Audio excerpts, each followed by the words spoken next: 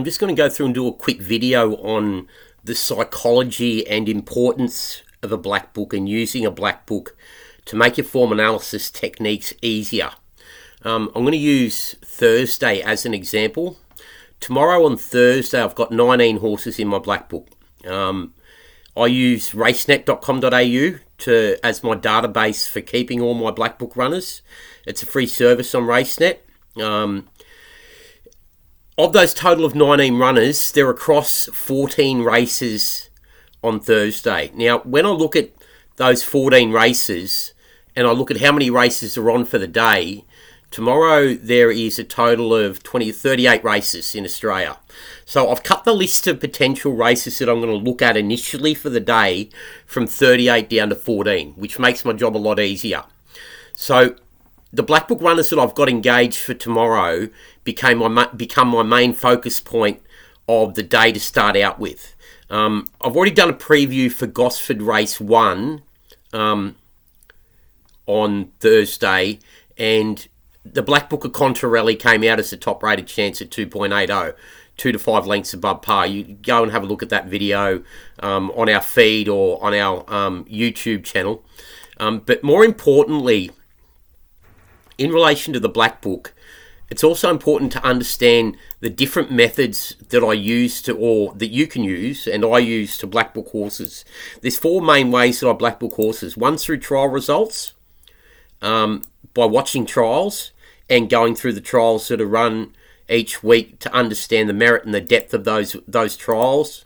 And it's really an art that takes a lot of time to master and understand. Being a form analyst for the last 25 years, it's something that I've pretty much got down pat these days. So that's the first method. The second method is race replays. That's actual race replays, not trial replays. And understanding the hidden merit in how horses win, whether they've been fluked and flattered. You know, a horse that's comes from well back off a fast pace and flashes home late and wins by a bit of a margin, can sometimes be fluked and flattered and it's overbetted its next start because it looks better than what the true form is out of that race. The third method is current strong form lines while doing form. This is probably one of the most important ones because that's about letting the horse find you instead of going looking for a black book horse.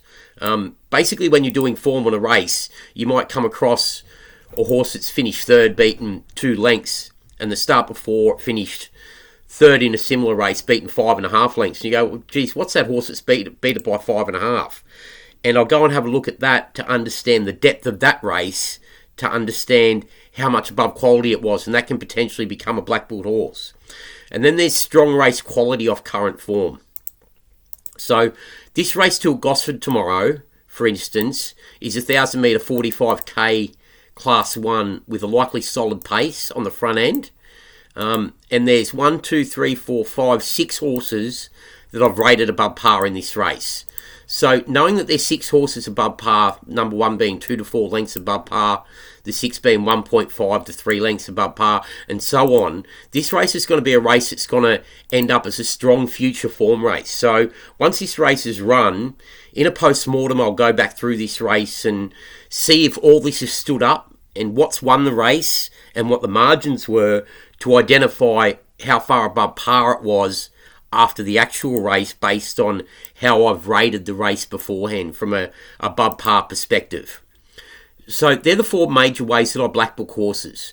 And as I've said in other videos, horses stay in the black book for basically a 6-month period. If I take into account Gosford Race 2 again, you see I've got 3 black book runners in Gosford Race 2. Number 1, Chipper at $5, number 6, Yankees at $6.10, and number 7, Zippy Zoo at $23.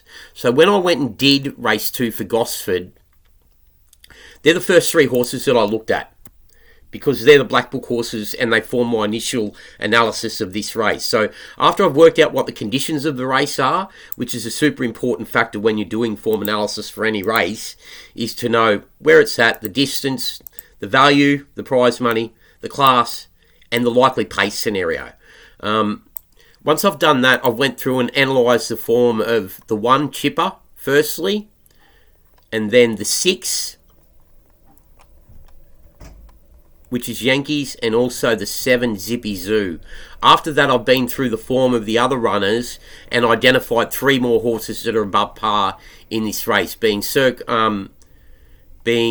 the 2 Chain of Gold, the 4 Fourth Spargo, and the 8, which is Sacred Field. Just to delve a little bit further into that, one of the next factors I'll look at is the breeding of a horse to potentially identify whether it's going to be above par or not. But I'll go into another video of how I do actual detailed form on a race. This is more about the process I go through of understanding the psychology of a black book and the different methods I go through for black booking horses. So to get Thursday from 38 races in total down to 14 races makes my job a lot easier when I've got to go through and understand and pinpoint the potential best betting races for the day. And no one can do 38 races in a day accurately. So being able to cut it from 38 down to 14 makes, number one, my job much easier, and number two, members of our services results a lot better, knowing that we're concentrating on the best betting races with our initial conception points for each race being the black book runners and then doing form around those races. In Gosford Race 2, number one's going to obviously be the top rated. I'll frame a market for this race next, knowing that the one's 2 to 4 lengths above par, and then there are 4 major scene dangers being the 6, the 2, the 4 and the 8, which are only 1 length below it at the top end, being 2 to 3 lengths above par and 1.5 to 3 lengths above par. So having it 2 to 4 lengths above par, but still with 4 major dangers, I'm probably going to rate the one around a 5.50 chance. And then I'll work back for the rest of them and frame a market initially, and then I'll recalculate that market set to 100%. So that's the basic process that I'll go through on any given day. If we go and have a look quickly at Gosford Race 2, I haven't even looked at the betting market yet for this race. Chip is $4.80 at the moment. So if it does end up being rated 5.50 on a market set to 100%, it won't be a betting proposition being under that price. But they're the important sorts of factors that we go into when looking at the psychology of a black book, how a black book can be advantageous, and how we use it to cut down the workload and pinpoint the best potential betting races for each day. It's just another quick form analysis 101 video from the TWF Learning Centre, thewinningfactor.com.au. Thanks.